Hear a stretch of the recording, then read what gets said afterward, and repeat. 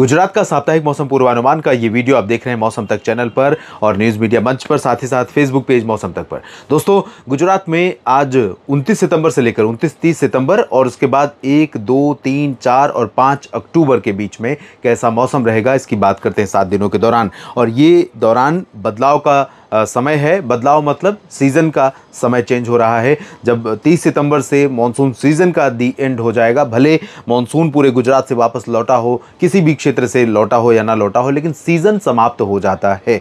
उसके बाद होने वाली बारिश को मॉनसून की वर्षा के आंकड़ों में नहीं कैलकुलेट किया जाता। उसके बाद होने वाली बारिश को पोस्ट मॉनसून सीज़न की बारिश कहा जाता है, भले ही मॉनसून बरसता रहे वो उस दौरान भी। तो इन 7 दिनों के दौरान, इस एक सप्ताह में किस तरह का मौसम रहेगा पूरे गुजरात राज्य में, इसकी बात करेंगे। लेकिन उससे पहले गुजरात के बारिश के आंकड़े देख लेते हैं। गुजरात में पिछले दिनों में बारिश जमकर हुई है और यही वजह है, भले जो फ्रीक्वेंसी है, मतलब बारिश की बारंबारता जिसे कहते हैं कि कितनी बार बरसात हुई है, तो मान लीजिए उदाहरण के तौर पर किसी एक महीने में, जुलाई का उदाहरण अगर लें, जुलाई के महीने में अगर इस पूर्वी रीजन में 11 दिन बारिश होती है तो हुई होगी 5 दिन या 6 दिन, मतलब आधे समय में बरसात हुई है। आंकड़े लेकिन ज़्यादा हैं सामान्य से, और ये आंकड़े कहीं पर किसान भाइयों को फ़ायदा पहुंचाते हैं, इस तरह की बारिश के आंकड़े या इस तरह की बारिश, और कहीं पर नुकसान पहुंचाते हैं। वजह यह है कि जब बरसात होनी है या जब बरसात की ज़रूरत है आपको, आपकी फसलों को धूप कम चाहिए और अच्छी ग्रोथ के लिए बरसात की बूंदें अगर गिरती रहती हैं तो फसल की ग्रोथ अच्छी होती है। और उसके कारण क्या होता है कि जब पौधा मजबूत रहेगा, हेल्दी रहेगा, स्वस्थ रहेगा, अन्य फैक्टर भी होते हैं, लेकिन उसमें मौसम बहुत अहम रोल प्ले करता है। लगातार धूप होना वो सुखा देता है पौधे को, और अगर बरसात होती रहेगी तो उससे ग्रोथ अच्छी होगी। ग्रोथ अच्छी होगी तो उसमें दाने अच्छे बनेंगे, ईल्ड यानी उत्पादकता पर हेक्टेयर भी बढ़ेगी और दाने की क्वालिटी बढ़ेगी, तो उससे कीमत अच्छी मिलती है। और क्वांटिटी ज़्यादा होगी तो जाहिर सी बात है आपकी जो आमदनी है, आपकी जो आय है वो बेहतर रहेगी। लेकिन इस तरह की बरसात से नुकसान होता है। फिलहाल आपका एक्सपीरियंस क्या है, कमेंट बॉक्स में ज़रूर बताइएगा। सौराष्ट्र और कच्छ, ये 2 रीजन है। कच्छ में बहुत बरसात नहीं होती है। कच्छ में ज़्यादातर ड्राई वेदर रहता है, भले ही समुद्र से घिरा हुआ है, यहाँ से लेकर के समुद्र तटीय क्षेत्र है पूरा इस रीजन में। और सौराष्ट्र की बात करें तो एक लंबा एरिया यहाँ पर ये समुद्री एरिया से, समुद्री सीमा से घिरा हुआ है, लेकिन इसके बावजूद यहाँ पर बहुत ज़्यादा बारिश नहीं होती है।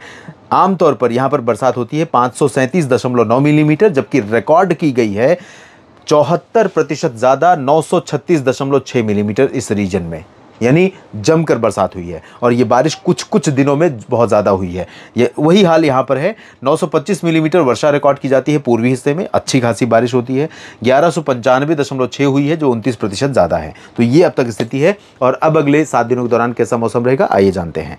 इस समय बादल बने हुए हैं पंचमहल, दाहोद, अहमदाबाद, गांधीनगर, अरवली, मोडासा और आसपास के इलाकों से लेकर के छोटा उदयपुर, डांग, तापी, भरूच, सूरत, वलसाड़, नवसारी और आसपास के भागों में, इधर सोमनाथ, वेरावल, जूनागढ़, अमरेली, भावनगर, बोटाद, सुरेंद्रनगर, राजकोट, पोरबंदर, इन भागों पर बादल बने हुए हैं। और आज कल यानी 29 और 30 सितंबर को यहाँ पर बरसात की संभावनाएं भी नजर आ रही। बहुत ज़्यादा बारिश नहीं होगी, लेकिन हल्की वर्षा कई जगहों पर यहाँ पर हो सकती है आज। और कल से ग्रेजुअली डिक्रीज रहेगा बारिश। वैसे मैं कहूँ तो पूरे सप्ताह तक यहाँ पर बादल रहेंगे।